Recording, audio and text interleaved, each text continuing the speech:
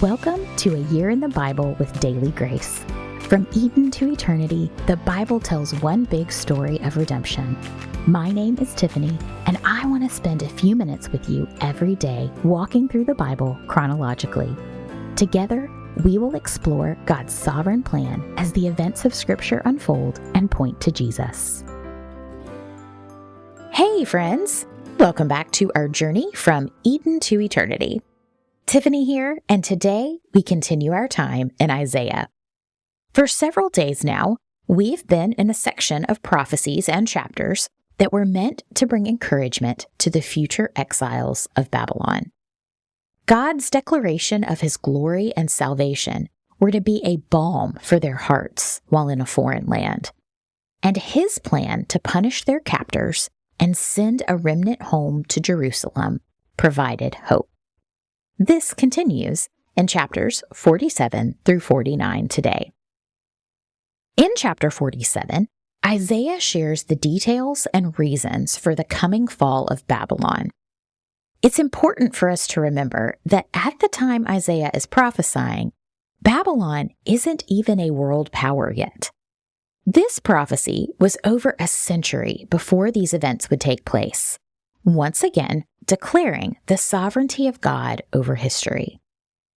Isaiah prophesies that Babylon's idols will not save them when God's judgment comes. And while this message from Isaiah would have a near fulfillment when Babylon physically fell, these verses also have a future fulfillment. Babylon also represents the evil nations and world order of any given time period. Under Alexander the Great, it was the Greeks. Under the rule of the Caesars, it was the Romans. Across history, as various nations have risen and fallen, their sin, wickedness, and arrogance have been punished as they placed themselves on the throne. This message in Isaiah is for the nation of Babylon, but also for the nations that have ruled throughout history and even today. Verses 7 through 11 explain the punishment on Babylon. Because of their arrogance in thinking they are the queen that rules over the world, and that they will never fall, God will teach them otherwise. Even though God will use Babylon to bring discipline to Judah, God will punish Babylon for their treatment of his people and for their sin and pride. None of their idols, astrology, or sorcery would save them. This applies to the world order today and in the future as well. Judgment awaits the world for their mockery and sin against God. As Isaiah has done several times already, he shifts from judgment to hope. Isaiah 48 is a hopeful chapter. It declares that all things are done for the glory of God, and he is working for our benefit to bring salvation. Several verses in this chapter proclaim God's greatness and lead our hearts to worship. Verse 3 says, "I declared the past events long ago. They came out of my mouth. I proclaimed them. Suddenly I acted, and they occurred." Because God ordained creation and holds the events of the world in his hands, we trust that he's in complete control, and we have no reason to fear.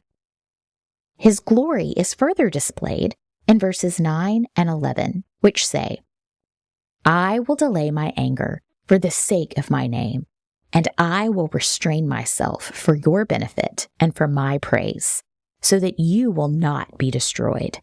I will act for my own sake, indeed my own, for how can I be defiled? I will not give my glory to another." Through Isaiah, God lays out his plan. No, we don't have all of the details, but we do know that his purpose is his glory, and all that he's revealed in Scripture is sufficient. Israel could hope in a coming Redeemer, and believers today hope in our Redeemer's return. Hope abounds in Isaiah 49. We were introduced to the servant in chapter 42. We know this to be Jesus. And in the first 7 verses of chapter 49, we read a conversation between God and Jesus. God appointed Jesus as the servant that would bring salvation. But salvation was not just for Israel, but for all nations. Verse 6 says, "It is not enough for you to be my servant, raising up tribes of Jacob and restoring the protected ones of Israel. I will also make you a light for the nations, to be my salvation to the ends of the earth." Jesus brings salvation and redemption to all who call on his name, whether they are a Jew or a Gentile.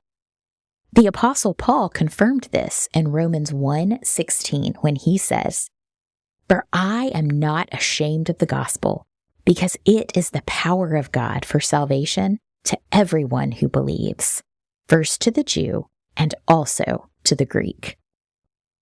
There is also great encouragement for us in Isaiah 49:4, when Jesus speaks about laboring in vain.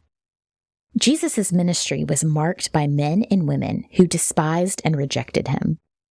But despite this, he surrendered to God's plan and willingly went to the cross to defeat sin and death. One day, the fruit of his sacrifice will be seen as Christians from every tribe, nation, and tongue worship him around the throne.